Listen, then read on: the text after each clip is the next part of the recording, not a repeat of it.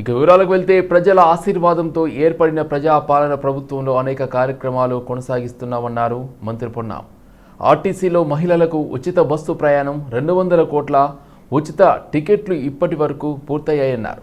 6,800 కోట్ల రూపాయల విలువైన ఉచిత ప్రయాణం జరిగిందని తెలిపారు. 200 యూనిట్ల ఉచిత విద్యుత్ అందిస్తున్నాం. లక్షల కుటుంబాలు లబ్ధి పొందుతున్నారు. రైతు భరోసా, రైతు రుణమాఫీ, సన్న వడ్లకు 500 బోనస్ అందించాం. నిరుపేదలకు ఇందిరమ్మ ఇండ్లు ఇస్తున్నాం. హైదరాబాద్ నగరానికి సంబంధించి గత ప్రభుత్వం సిటీ అవతల కొల్లూరులో ఇండ్లు కట్టించినా అక్కడికి పోయే పరిస్థితి లేదన్నారు. ప్రజల ఆశీర్వచనంతో ప్రజాపాలన ప్రభుత్వం ఏర్పడ్డ తర్వాత ప్రజలకు సంబంధించిన అనేక కార్యక్రమాలు కొనసాగిస్తూ ఉన్నాం. ఉదాహరణకు 3 రోజుల కింద ఉచిత మహిళా బస్సు ప్రయాణానికి సంబంధించి 200 కోట్ల మంది మహిళలు తమ ప్రయాణాన్ని కొనసాగిస్తే 6,800 కోట్ల రూపాయల విలువ గల ఆ ప్రయాణ ఖర్చులు తెలంగాణ రాష్ట్ర ప్రభుత్వం మహిళలకు ఇచ్చింది, ఆర్టీసీకి ఇచ్చింది.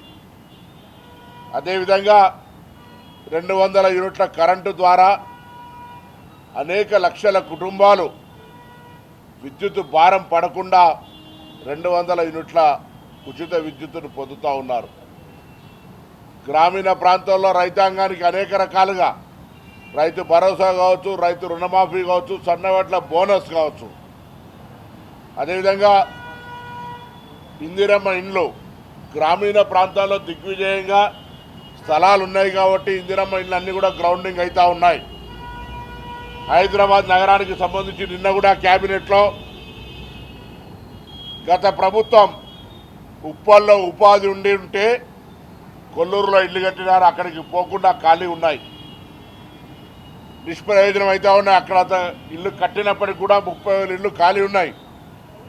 వాళ్ళ ఉపాధి ఇక్కడ, వాళ్ళ జీవితం ఇక్కడ, వాళ్ళ చదువు ఇక్కడ, వాళ్ళు ఉండేది ఇక్కడ. వాళ్ళకి ఎక్కడనో ఇల్లు ఇస్తే పోలేక అందుకే ప్రభుత్వం స్పష్టంగా వాళ్ళు ఉండే దగ్గరనే ఇల్లు కట్టాలనే ఆలోచనతోటి ప్రజలను కొంత సమన్వయం చేసుకొని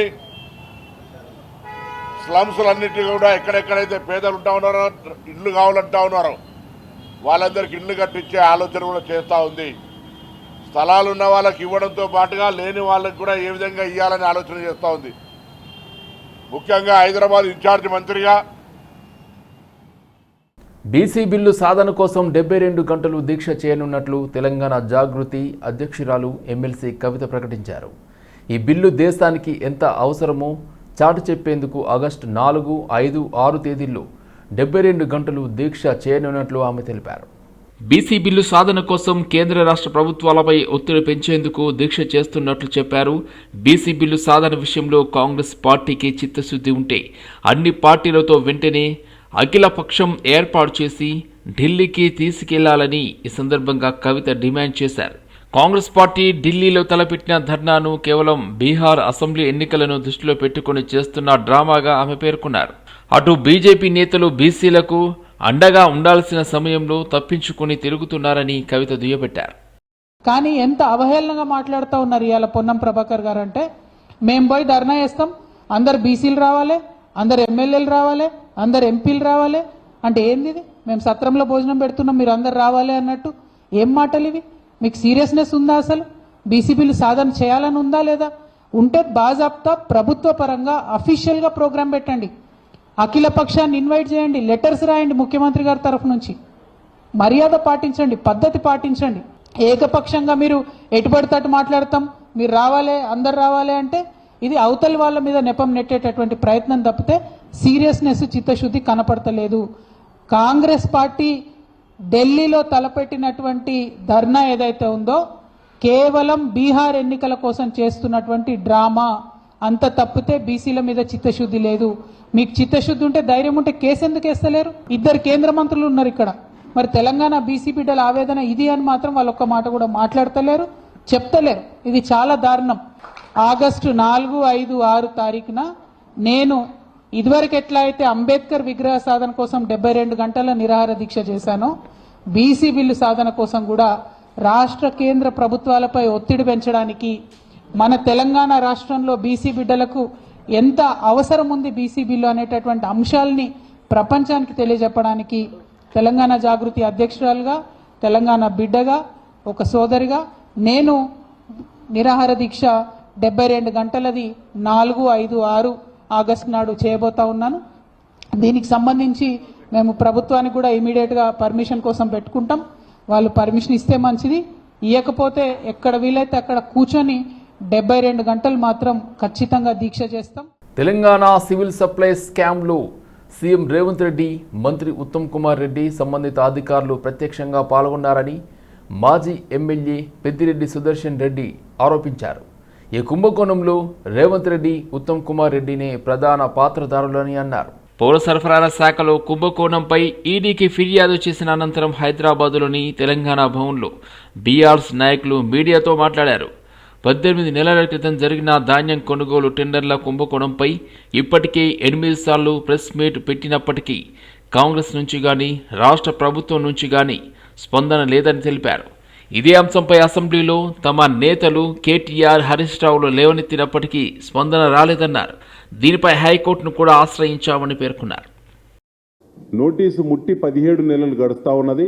ఇప్పటికి 17 సార్లు వాయిదా అడిగింది తప్ప దొంగల్లా పారిపోయింది కాంగ్రెస్ ప్రభుత్వం, ముఖ్యమంత్రి రేవంత్ రెడ్డి. ఇప్పటివరకు కౌంటర్ దాఖలు చేయలేదు. కానీ కుంభకోణం అక్రమ వసూళ్లు మాత్రము కొనసాగుతూ ఉన్నాయి. సివిల్ సప్లైస్ డిపార్ట్మెంట్లో 38 లక్షల మెట్రిక్ టన్నుల ధాన్యానికి సంబంధించిన టెండర్లు గ్లోబల్ టెండర్ల పద్ధతిలో ముసుగేసుకొని టెండర్లు పిలిస్తే బిడ్డర్లు ఎవరైతే ఉన్నారో ఆ 4-5 బిడ్డర్లు సిండికేట్గా మారి ప్రభుత్వ ఖజానాను కొల్లగొడతా ఉన్నారు. ప్రభుత్వాన్ని కట్టేది ఒక మెట్రిక్ టన్నుకి 20,070 రూపాయలు అయితే దాన్ని క్వింటాలుగా చూస్తే 2,007 రూపాయలు కట్టడం జరుగుతుంది ప్రభుత్వానికి. కానీ ఇవాళ ఎవరైతే గ్లోబల్ టెండర్లు దక్కించుకున్న కాంగ్రెస్ నాయకుల యొక్క ఆశీర్వాదం దక్కించుకున్నటువంటి దొంగలు రైస్ మిల్లర్ల దగ్గర అదనపు వసూళ్లకు పాల్పడుతూ క్వింటాలకు 223 రూపాయలు, టన్నుకు 2,230 రూపాయలు అదనంగా, అది కూడా బ్యాంకు ఖాతాల ద్వారానే మనీ ట్రాన్సాక్షన్ చేయడం జరిగింది రాష్ట్ర వ్యాప్తంగా. మొత్తం ఇప్పటివరకు 187 ఖాతాల వివరాలను బీఆర్ఎస్ పార్టీ సేకరించింది. ఆ ఆధారాలు పెట్టి కూడా సివిల్ సప్లైస్ కమిషనర్కు రాతపూర్వకంగా కంప్లైంట్ చేసినా, ప్రభుత్వానికి చేసినా దున్నపోతుపై నీళ్లు పడ్డాడు తప్ప ఒక్కడు కూడా స్పందించేవాడు లేడు. కుంభకోణం మాత్రం కొనసాగుతూ ఉన్నది. ఒక టన్నుకు 2,230 రూపాయలు ప్రభుత్వానికి దక్కినటువంటి రేటు కంటే, ప్రభుత్వానికి కాంట్రాక్టరు లేదా బిడ్డరు కట్టేటువంటి డబ్బు కంటే అదనపు వసూళ్లు 2,230 రూపాయలు ఒక టన్నుకు వసూలు చేశారు. ఫామ్ ఆయిల్ పంటలు సాగు చేస్తూ అధిక దిగుబడులతో ఆర్థికంగా బలపడాలని రాష్ట్ర వ్యవసాయ శాఖ మంత్రి తుమ్మల నాగేశ్వరరావు రైతులకు సూచించారు.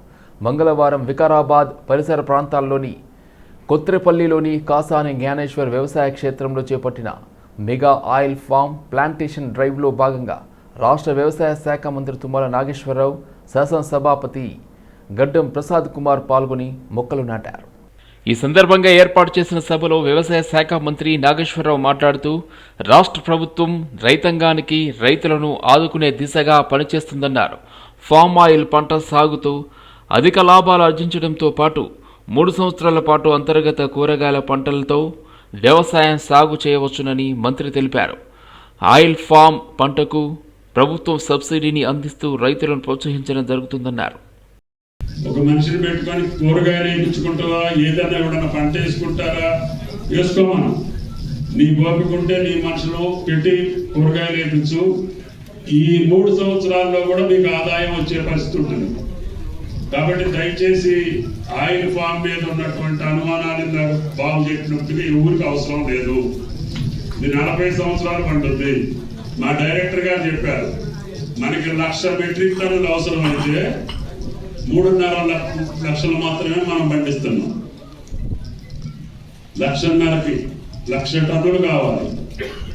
కాబట్టి దయచేసి మీరు మానవ లోకం జన్మ ఉన్నంతకాలం నువ్వే తినకుండా ఉండరు. నువ్వున ఇంతకుముందు మనం సంప్రదాయంగా పండించే నువ్వులు కానీ వేరే పంటలు కానీ తగ్గిపోతున్నాయి, ఆదాయం సరిగ్గా రాక, వాతావరణాలు కుదరక. కాబట్టి మనం ఇందాక కూరగాయలు వేసిన లాస్ట్లో మాట్లాడింది, పంట వేస్తే డబ్బులు వస్తాయో ఆ పంటలు వేయాలి. స్పీకర్ గడ్డం ప్రసాద్ కుమార్ మాట్లాడుతూ తెలంగాణ రాష్ట్ర ప్రభుత్వం వ్యవసాయ రంగానికి అత్యధికంగా ప్రాముఖ్యతనిస్తూ రైతుల సంక్షేమం కోసం పనిచేస్తుందన్నారు.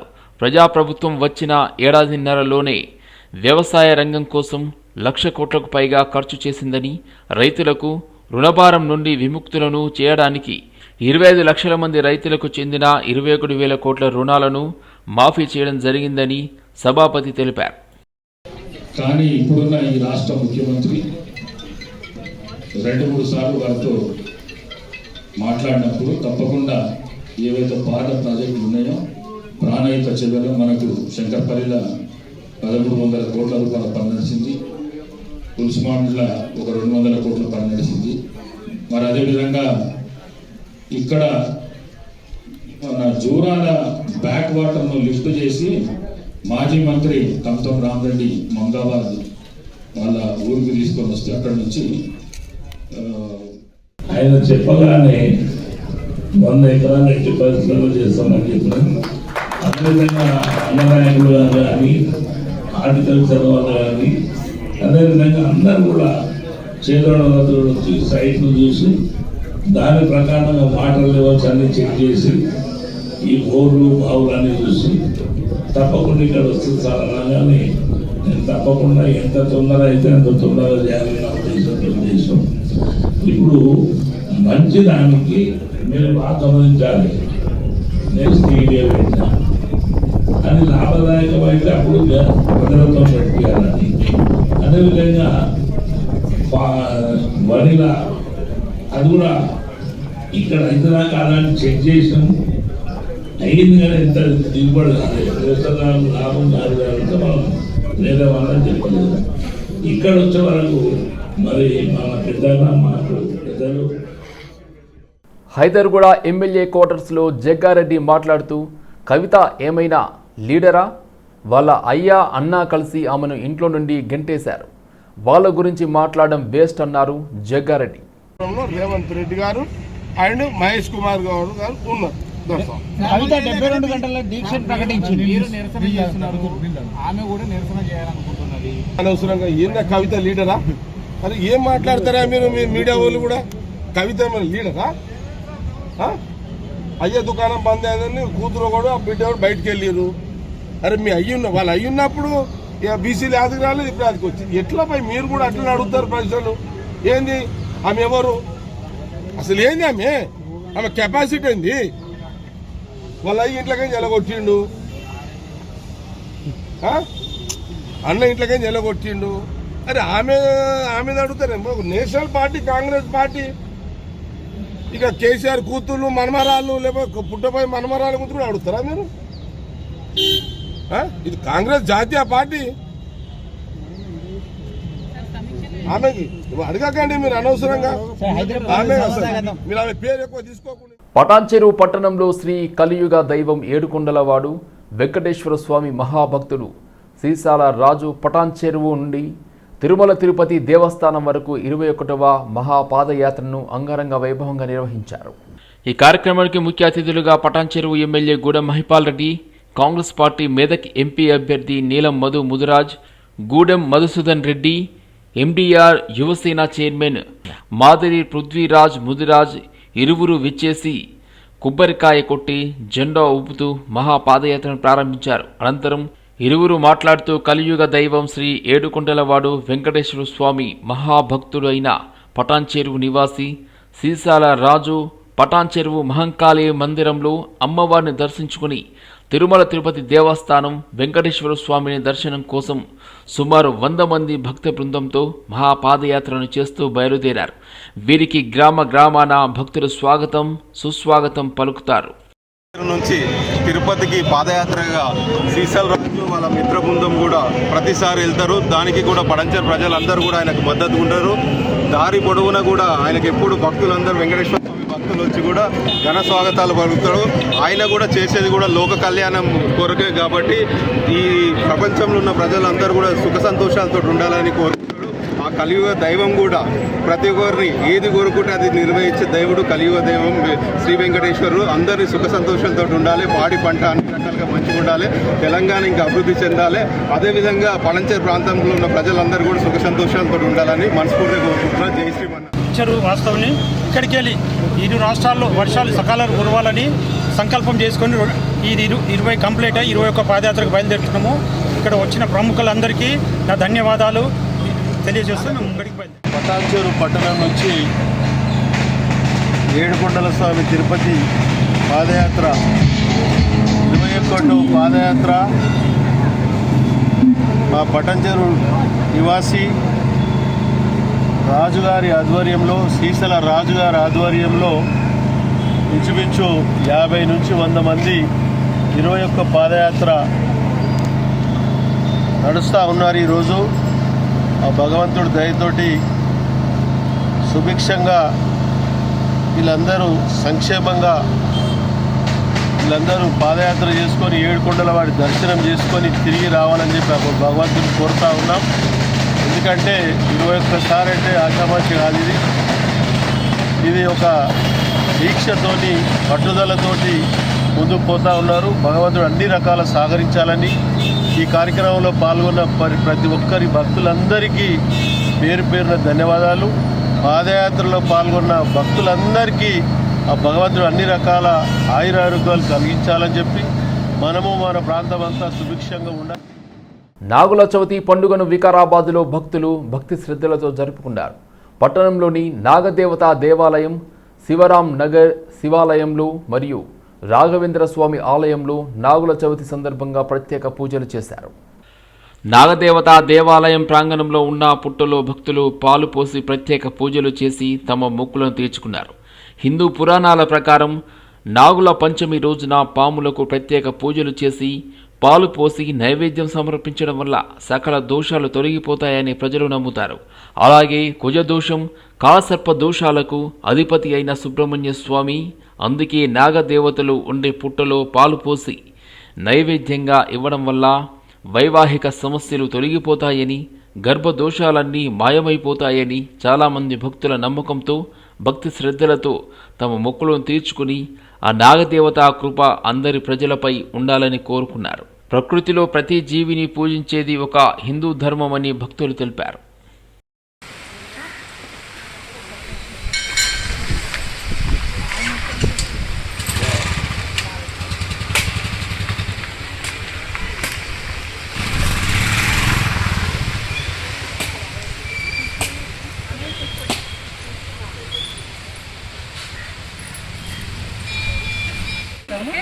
అదేవిధంగా పాము కాటేస్తుంది అని తెలిసి కూడా మనం పూజిస్తాము అంటే అంత గొప్ప సాంప్రదాయము మన హిందూ సాంప్రదాయ ప్రకారము. ఇక్కడ రాఘవేంద్ర స్వామి గుడిలో నాగులకి అందరూ కూడా ఈ చుట్టుపక్కల వాళ్ళు కూడా అధిక సంఖ్యలో ఉదయం నుంచి ప్రారంభించి సాయంత్రం వరకు వస్తూనే ఉంటారు. నిన్న ఉపవాసాలు ఉంటారు, ఇవాళ ఇక్కడ నాగులకి నైవేద్యం సమర్పించి అదేవిధంగా ఇవాళ ఉపవాసం ఉండడం జరుగుతుంది. అందరూ కూడా ఇక్కడ రాఘవేంద్ర స్వామి ఆలయంలో అధిక సంఖ్యలో భక్తులు పాల్గొనడం జరుగుతుంది. నైవేద్యము, కుడుములు, పేలాలు ఆ విధంగా సమర్పించడం జరుగుతుంది.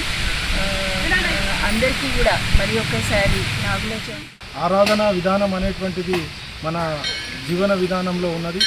ఈరోజు అందరూ కూడా పర్యావరణ పరిరక్షణ జరగాలి, కాలుష్యం తగ్గాలి, ప్రతి జీవి ఉంటేనే మానవ మనుగడ సాధ్యం అనేటువంటి విషయాన్ని ఆధునిక సైన్స్ ఏదైతే చెప్తుందో దీనికి భిన్నంగా వేల సంవత్సరాల నాడే ప్రతి జీవిని కూడా ఈ భూప్రపంచం మీద కొలిసే విధానాన్ని భారతీయ సనాతన సంస్కృతి అనేటువంటిది ఇవ్వడం జరిగింది.